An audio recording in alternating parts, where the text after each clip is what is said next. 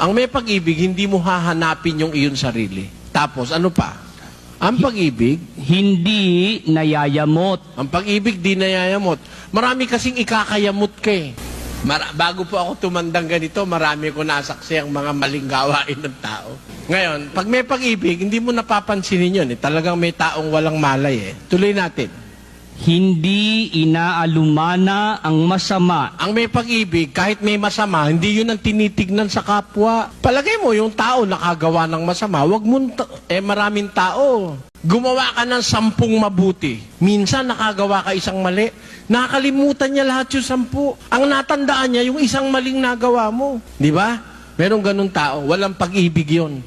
Kasi ang pag-ibig, hindi inaalumana yung masama. Palagay mo, may nakita siyang masama, baliwala sa kanya yun. Ang hinahanap niya yung mabuti. Pero meron tao, ang natitignat, ang nakikita yung masama. Pakainin mo ng kalabaw, isang buo, hindi niya alam ang lasa. Yun ang kawikaan Tagalog. Pinakain mo ika ng isang kalabaw na buo, hindi nalasahan. Ay, ibig sabihin nun, walang utang na loob. Kung alin lang yung masamang nakita sa'yo, yun ang natandaan. Pero yung lahat ng buting ginawa mo sa kanya, hindi niya natandaan. Kung may pag-ibig, ang pag-ibig ka, hindi inaalumana ang masama. Hindi niya pinapansin yung masama. Tapos, Hindi nagagalak sa kalikuan. hindi yung kalikuan ng kagalakan niya.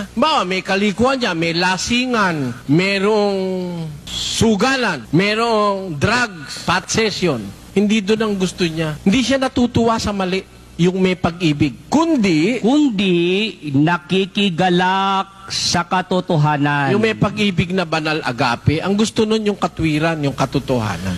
Hindi niya inaalumana ang masama, hindi siya nagagalak sa kalikuan, siya'y nakikigalak sa katotohanan. Kung asan yung tama, yung mabuti, yung katotohanan, dun ang kagalakan niya. Tapos, Lahat ay binabata. tenyo, yung may pag-ibig pala, lahat binabata. Sabi ng Biblia. Wala siyang hindi babatahin. Yung ugali ng kanyang asawa, matitiis niya yon. Yung kapintasan ng kanyang kabiyak, matitiis niya yon. Yung ugali ng kanyang anak, kaya niyang batahin para kanyang maturuan ng tama. Nababata niya yung pang-iinis ng kapitbahay niya. Ang may pag-ibig, lahat binabata. Ano pa? Lahat ay pinaniniwalaan. Ayan, pagdating sa Diyos, ang may pag-ibig, lahat pinaniniwalaan niya. Tapos, Lahat ay inaasahan. ayun, lahat ay inaasahan at Lahat ay tinitiis.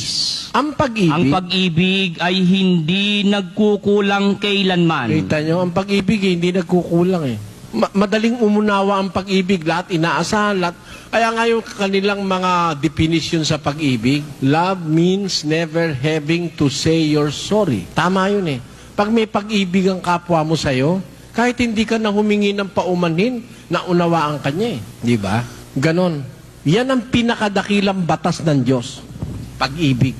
Yan po ang kahulugan ng pag-ibig agape na sinasabi sa Biblia. Hindi inaalumana ang masama, lahat inaasahan, lahat pinaniniwalaan, lahat tinitiis.